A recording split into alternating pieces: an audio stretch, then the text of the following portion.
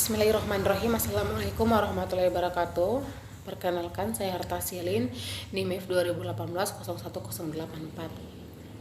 Baiklah, di sini saya akan mempresentasikan materi mengenai protein, enzim, dan reseptor. Langsung saja.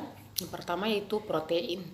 Protein adalah makromolekul biologis yang terdiri dari satu atau lebih rantai panjang asam amino atau polipeptida dalam susunan spesifik yang ditentukan berdasarkan urutan basa nukleotida dalam kode DNA untuk protein.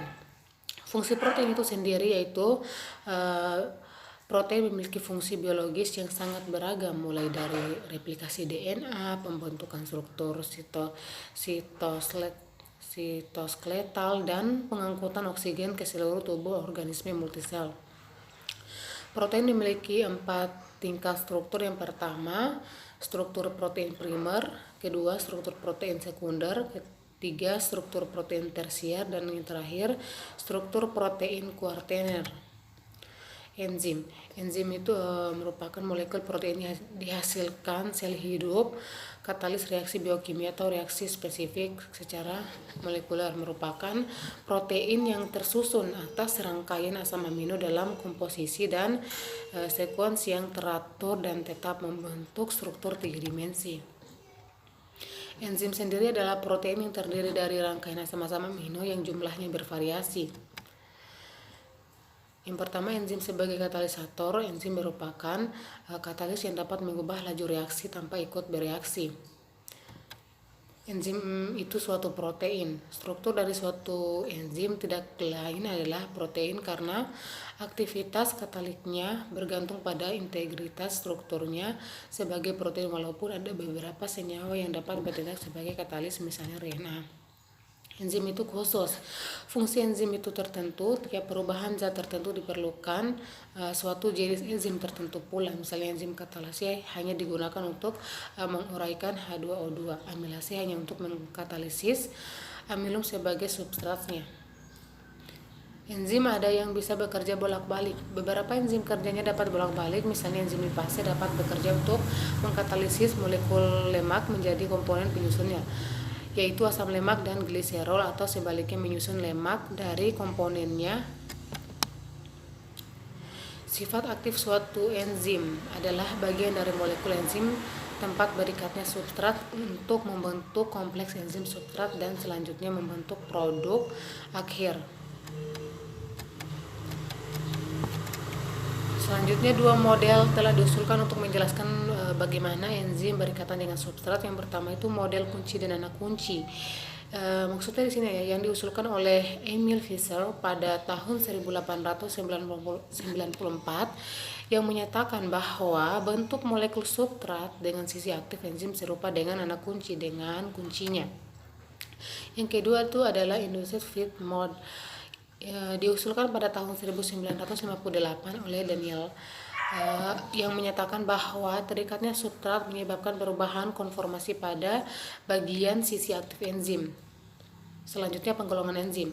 Banyak enzim yang telah dinamakan dengan menambahkan akhiran "ase" kepada nama substratnya. Misalnya urease mengkatalisis hidrolisis urea, amilase menghidrolisis.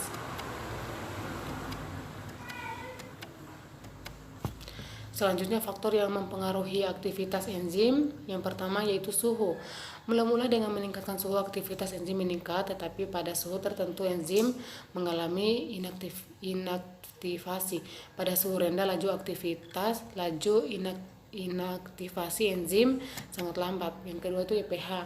Aktivitas maksimum 4,5 sampai 8,8 tergantung jenis enzim. Pada kisaran pH di luar kisaran tersebut, umumnya enzim mengalami inaktivasi. Selanjutnya, aktivitas air.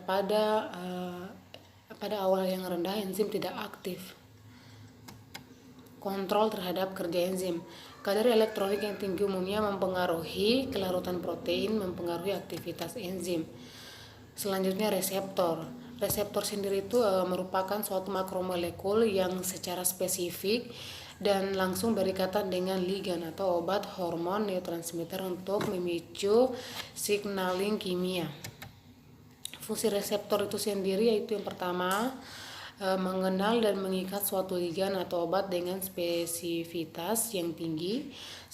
Yang kedua yaitu meneruskan signal ke dalam sel melalui perubahan permeabilitas membran, pembentukan second messenger, dan mempengaruhi transkripsi gen.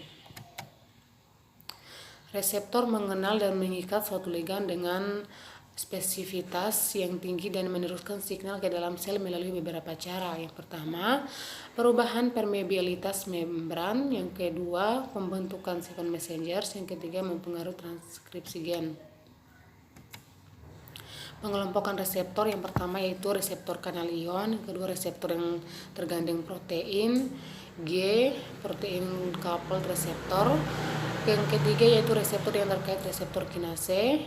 Yang keempat reseptor nuklir.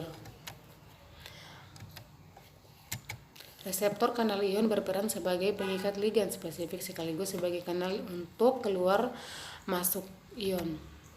Reseptor enzim coupled atau reseptor tirosin kinase berperan sebagai pengikat molekul sinyal ekstrasel sekaligus sebagai enzim yang menfosforilasi rangkaian fosforilasi untuk menimbulkan respons sel target. Reseptor nuklir berada di dalam sel sitoplasma atau nukleus, memiliki dua tempat berikatan, yaitu ligan dan berikatan dengan bagian spesifik DNA yang dapat secara langsung mengaktifkan transkripsi gen.